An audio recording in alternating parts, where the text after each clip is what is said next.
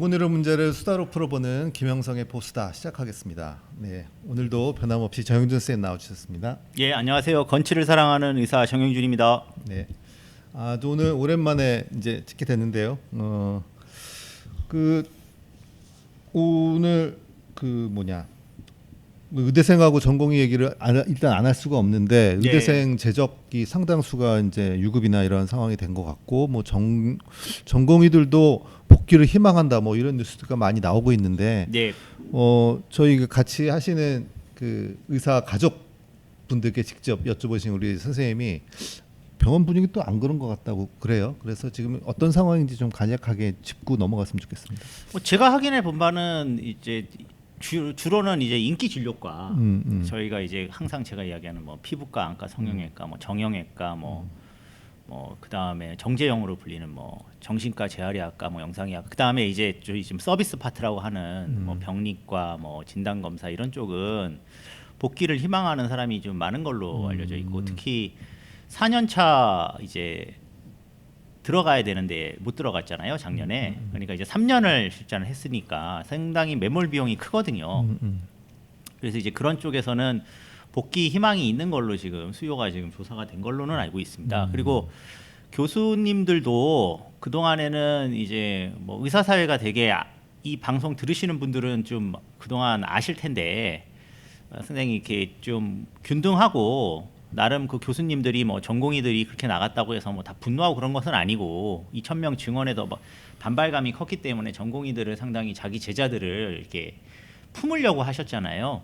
그래서 이렇게 기다린 경우도 많고 그런데 이제는 들어와야 되지 않느냐라는 이런 이제 교수님들 그 이제 교직이들의 생각이 좀 확산이 돼 있는 것 같아요. 특히나 이제 제가 지난번 방송에도 이야기했지만은 이제 이 원흉인 이제 윤석열은 탄핵이 됐고 그리고 지금 대선 기간 중인데 모든 후보가 어쨌든 다 이 부분에 대해서는 다 이제 문제를 해결하겠다고 나서고 있잖아요. 그러니까 전공의를 사실 복귀시키고 윤석열 정부의 그 따옴표 의료 개혁과 2,000명 증원안에 대해서는 다 이제 완전 재검토를 하겠다는 게 모든 후보의 지금 공약이기 때문에 5월달 말 전에 이제 들어와야 이제 수령 기간 특례 산정이나 이런 거 편하기 때문에 아마 일부 돌아올 것 같습니다. 근데 이제 학생들 같은 경우는 제가 좀 지난번에 예측한 거랑은 달리 원래 그런 제 생각대로 이제 4월에 이제 탄핵이 됐으니까 학생들은 뭐 4월 말쯤에 결행을 해서 이제 5월쯤에 뭐 특례 적용이나 아니면 5월 중하순까지는 복귀를 할 거라고 저는 좀 예측을 했었는데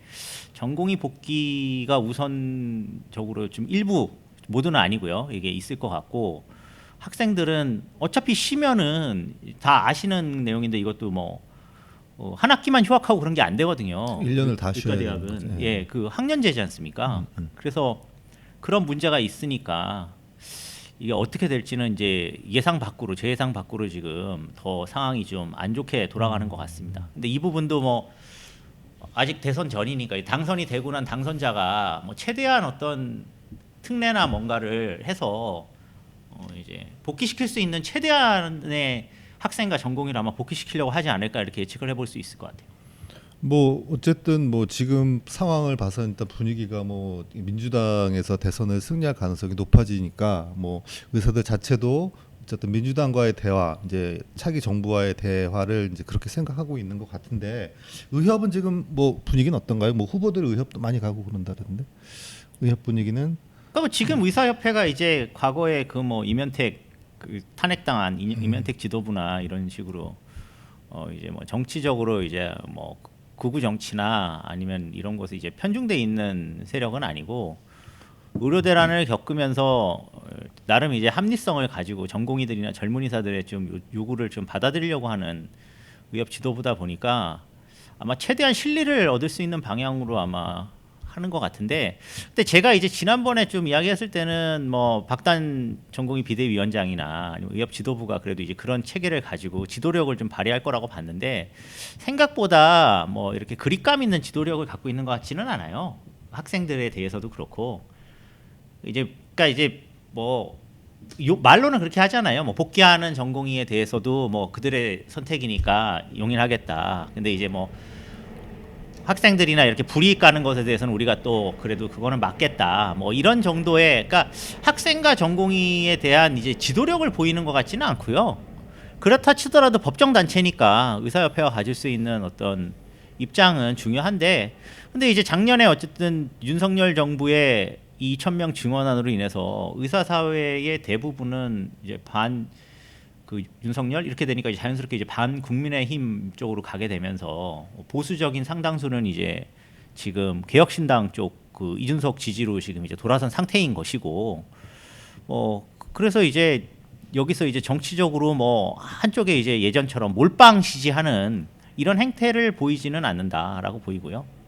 근데 의사협회가 어쨌든 그 정권이 바뀌게 되거나 뭐 이재명 후보가 당선될 가능성이 좀 높아 보이는데 당선이 되고 나면은 아마 1차적으로 빨리 협상을 해서 뭔가 최대한 얻을 수 있는 걸 얻으려고 하지 않을까 생각이 됩니다. 예, 또 방금 뭐 이준석 후보 얘기도 나왔는데 우리가 오늘 오늘 주제를 제가 그냥 임의로 제목을 좀 달아봤는데 이제 의대생하고 전공의 복귀는 넘어가서 그 배은망덕 공공의료 때리기 이렇게 제목을 붙여봤거든요. 그러니까 윤석 후보가 이제 아마 이재명 후보를 이제 공격하기 위해서 성남시 의료원의 적자가 이제 심각하고 경영이 악화되어 있으니 실제로 공공의료는 문제가 많다 이렇게 이제 공격하기 위해서 어제 실제로 성남시 의료원을 이제 방문을 했고요. 그래가지고 아마 그 지역에 있던 이 대책위 이름이 성남시 의료원 위탁 운영 반대 운영 정상화 시민 공동 대책위 뭐 이런 여러 시민 단체의 어떤 극렬한 그 반대를 받았는데 어쨌든 이재명의 공공의료 정책을 비판을 하면서 이준석이 가지고 있는 포지션은 이제 젊은 20대의 남성들의 지지를 좀 많이 받고 싶어하는 거 20, 30대. 또 한 가지는 이제 의사단체와 같은 기존의 보수 단체에서 윤석열에게 등을 돌린 그 단체들에 대한 어떤 뭐 구애 행위 이런 거로 비춰 보이긴 하는데. 그게 지금 공공의료를 때리기 시작했단 말이에요. 저희로서는 굉장히 좀 심각하게 받아들여지고 굉장히 좀 화가 나는 일인데 그 어제 방문했던 내용하고 어떤 이야기가 오갔는지 한번 말씀 좀 해주실까요? 이준석이 지금 성남시 의료원을 방문한 거는 이제 다분히 이재명을 공격하기 위해서 정치적으로 간 거죠. 그리고 이제 성남시 의료원이 지금 제대로 운영이 안 되고 있거든요. 근데 이제 성남시 의료원이 운영이 제대로 안 되고 있는 거는 공공의료기관이라서라기보다는 왜냐하면 경기도나 수도권의 그 정도 병원은 대표적으로 서울의료원이 뭐 그렇게 운영되지는 않고요.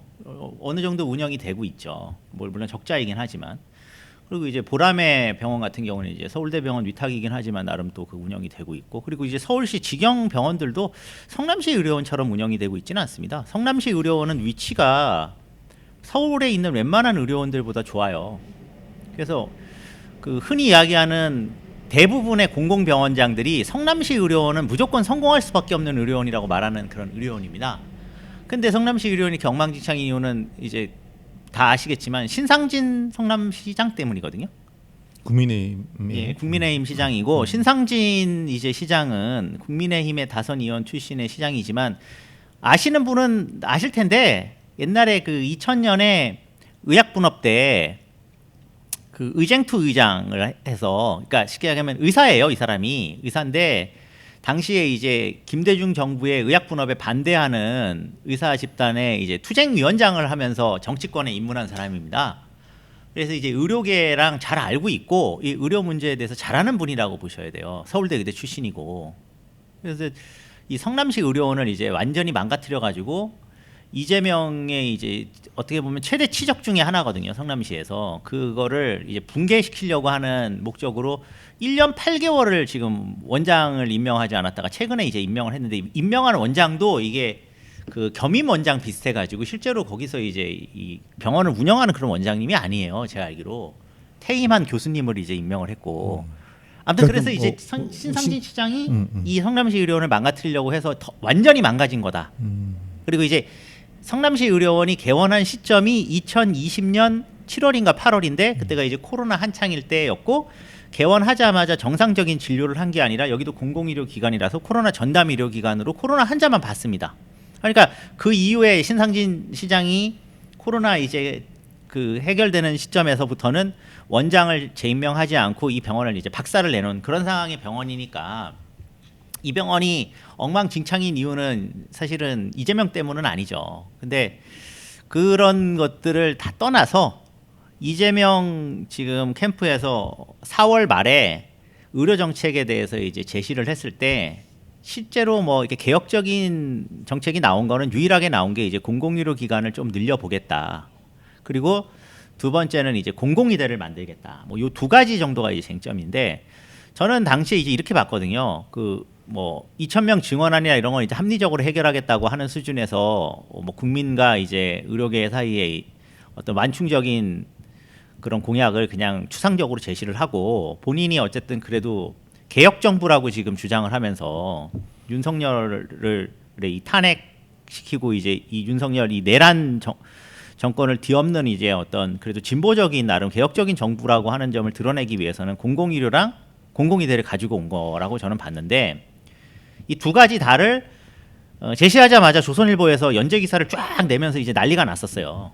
그러면서 이제 거기에 제일 첫 번째로 항상 나오는 게 성남시 의료원을 봐라. 이재명이 만든 성남시 의료원 핵심은 이제 세금 도둑이다.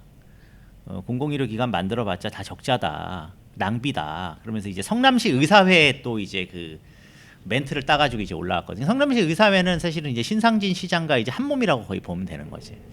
그러니까 이제 그렇게 메커니즘이 돌아갔는데 이준석이 어쨌든 여기에 갔다는 거는 저는 이제 신상진 시장과 모종의 연계가 있다고 저는 거의 봐야 된다고 봅니다. 신상진 시장은 그리고 김문수 편은 아니라는 뜻이라고도 볼 수 있고요. 그리고 이제 또 이준석이 이 윤석열 정부의 환멸을 느낀 상당수 이제 의사사회가 이제 상당히 대부분이 우파들이잖아요. 그 우파들을 지금 개혁신당이 다 이렇게 다시 획득해가지고 의사들이 사실은 개혁신당의 상당한 지지자들이니까 이제 그런 부분들을 약간 어필하기 위해서 저는 갔다고 생각을 하죠.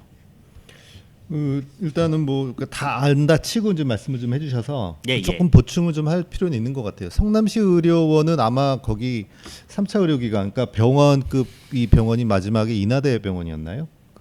맞나요? 그러니까 이제 어떻게 된 거냐면 성남시 의료원은 구 성남시청 부지에 세운 병원입니다. 완전히 새로운 병원이고요. 근데 이제 이 성남시 의료원을 이재명 성남시장이죠. 성남시장을 이재명 시장이 제가 이게 정확하지는 않을 수 있어요. 2010년부터 18년인가? 그러니까 두 번을 했으니까 4년 더하기 4년을 해서 이제 8년을 했지 않습니까?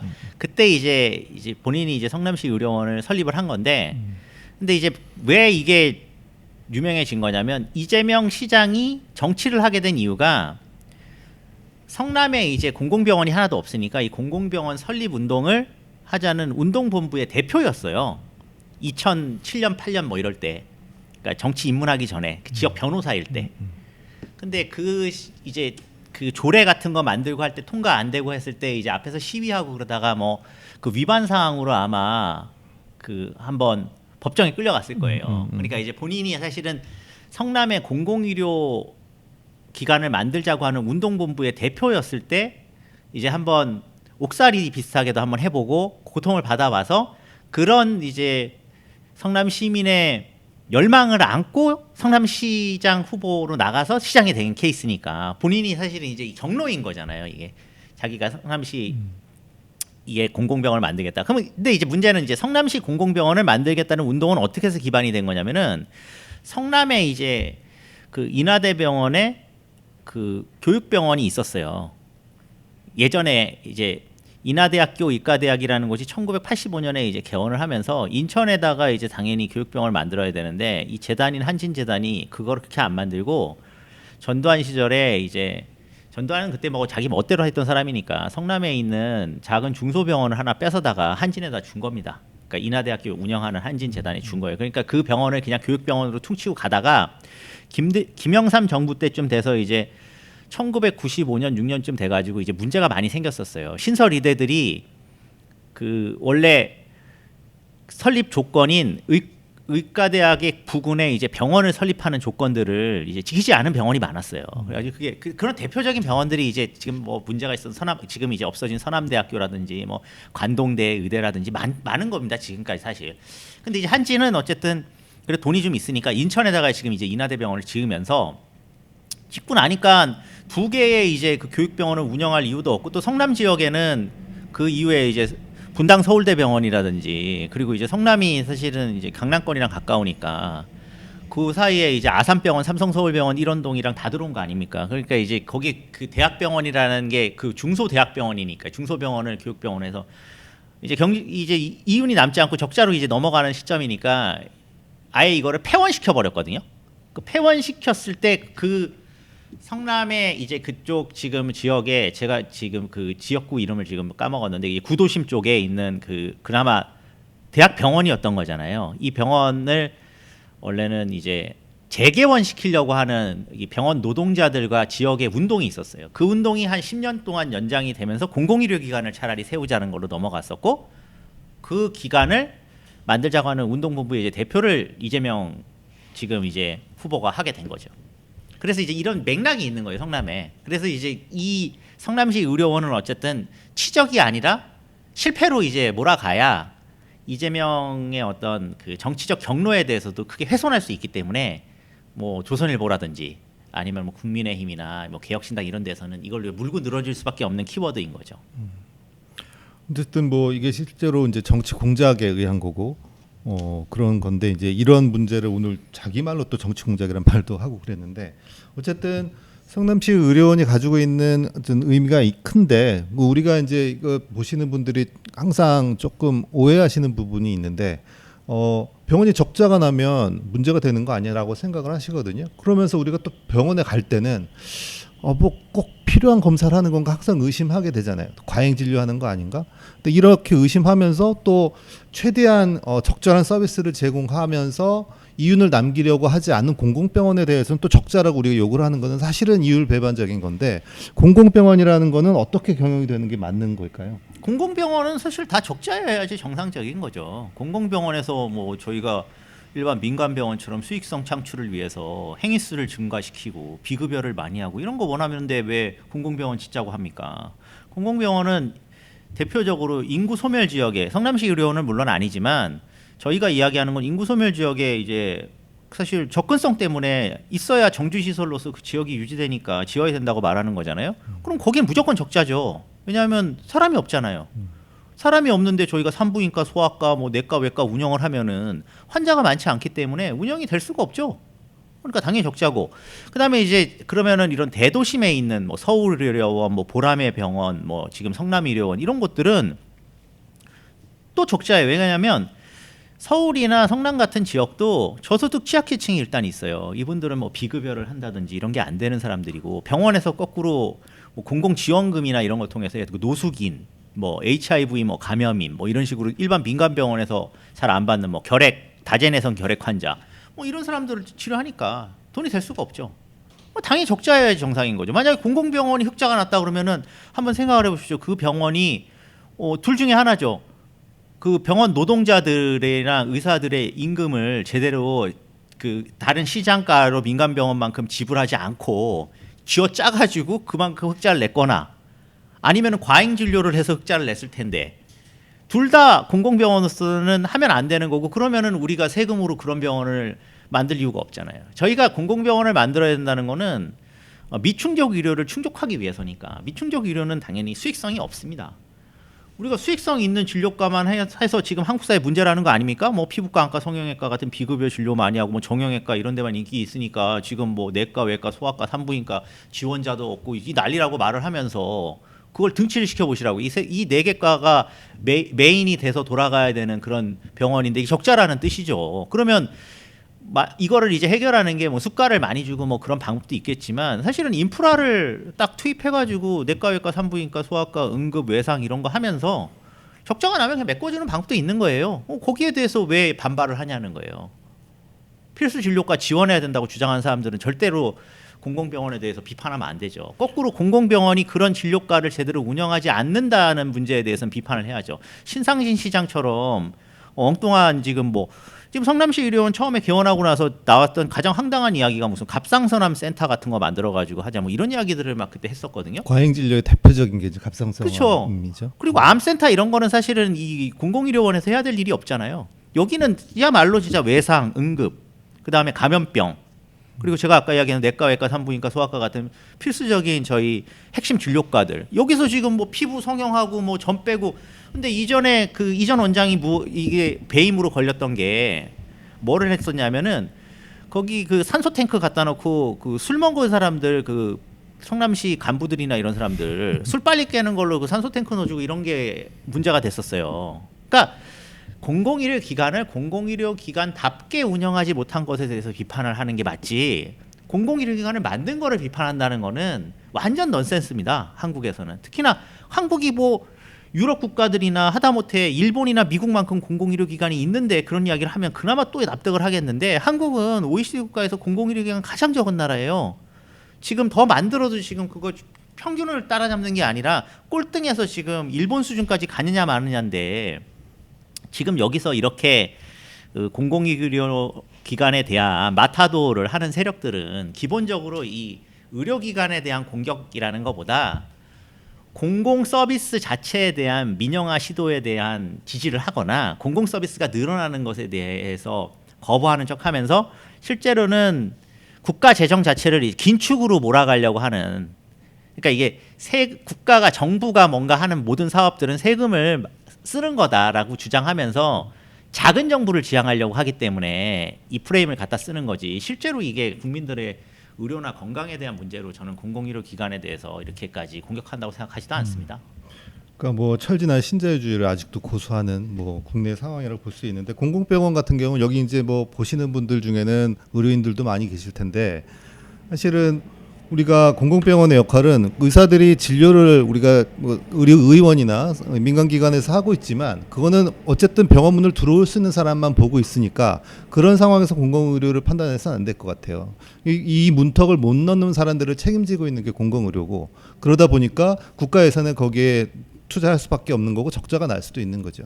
그리고 공공병원이 하나 있게 되면 그 주변에 이제 우리가 옛날에 많이 얘기했던 뱀파이어 효과라 그래서 민간 병원들이 싫어할 수밖에 없어요. 왜냐하면 저기는 이렇게 싼데 너네 이렇게 많이 받아? 그래서 공공병원 하나가 있으면 그 주변의 민간 병원의 의료비가 가격이 내려가는 다운시키는 그런 진정 효과도 있거든요. 그러니까 당연히 주변에 있는 민간 병원들은 의료원에 대한 적재라든가 뭐 서비스 질이 낮다는 이런 식으로 공격할 수밖에 없고 그런 거에 이제 현혹돼서는 안 된다는 거죠.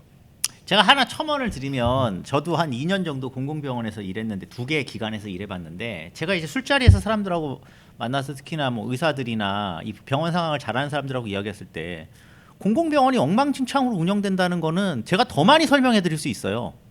근데 공공병원이 엉망진창으로 운영된다는 것과 공공병원을 세우면 세금 낭비라는 거는 전혀 다른 차원의 이야기죠. 공공병원이 엉망진창으로 운영되게 된 이유가 뭐냐면은 주로 뭐 옛날에 이명박 시장일 때 이럴 때 이제 보면 본인한테 이제 관심 있었고 친한 뭐 피부과 출신 교수 이런 사람 공공병원장으로 보낸다던가 그럼 병원이 운영이 되겠습니까 제대로? 그리고 병원에 있는 의사들에 대해서도 인센티브 지급하면서 수익성 없으면은 이제 이 진료과를 없앤다든지 뭔가 이렇게 적자가 나도 필요한 부분을 지원하겠다고 하는 그런 공공의료 마인드가 있는 지방 정부의 자치단체장이나 아니면 거기에 걸맞는 의사들과 의료진 이런 사람들을 어떻게 세팅할 것인지에 대해서 생각을 해보고 나서 이걸 이야기를 해야 되는 거예요.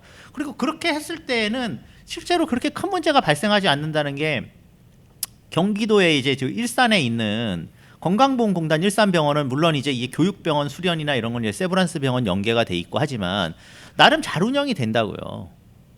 그 정도만 운영을 해도 얼마나 좋습니까? 그러니까 운영을 국민건강보험공단이 제대로 운영하려고 하고 있고 그 교육병원으로서 어쨌든 그 지금 연세대학교 세브란스 병원에 교육 연계가 잘 되어 있고 이런 식으로 세팅만 어느 정도 해도 공공병원이 지역사회에 도움을 주지 그게 어떻게 세금 도둑이 될 수 있고 낭비가 되겠습니까? 그러니까 엉망진창 운영되는 부분에 대해서는 사실 병원이 문제가 아니고 계속 이야기하지만 이건 정치와 권력의 문제입니다. 뭐 성남시 의료원도 아까 말씀하셨지만 겨우 우리가 이제 코로나 팬데믹에서 벗어난 지 2년 정도 됐는데 그 당시에 거의 뭐 70% 이상의 환자를 공공병원 전체 병원의 병상의 5%도 채 안 되는 그 병원에서 다 책임졌었거든요. 그럼에도 불구하고 이게 조금 2년 지나니까 다시 공공병원, 그때는 공공병원 늘려야 된다는 게 완전히 대세였고 그런 상황이었고, 뭐 문재인 정부가 끝나는 시점이기 때문에 이게 정권이 바뀌면서 결국 그런 게 다 폐쇄되긴 했지만 그게 뭐 대세였습니다. 지금 코로나 2년 지났다고 해서 이런 일이 싹 없었던 것처럼 생각하면서 공공의료원을 때린다고 하는 거는 정말 배은망덕한 일이 아닐 수 없고, 거기에 대해서 이준석이 앞장서서 이렇게 발언하는 거에 대해서는 상당히 강도가 높은 비난이 좀 필요할 것 같습니다. 현재 지금 뭐 대만, 홍콩, 중국 이런 곳에 코로나가 지금 재유행되고 있다 그래요. 그리고 뭐 어디야? 홍콩 같은 경우에 지금 한 달간 30명 정도가 죽고 중증 사망률이 한 40% 된다 그래서 7, 8월쯤 되면 한국에서도 일단 코로나가 크게 한번 유행할 거라고 하거든요. 그때 또 공공병원에 대해서 우리가 또 신세질 수밖에 없는 상황인데 함부로 공공의료 건드리고 이러는 것 상당히 우리가 경각심을 가지고 비판해야 될 것 같습니다. 오늘 여기서 마치도록 하겠습니다. 고맙습니다. 예, 감사합니다.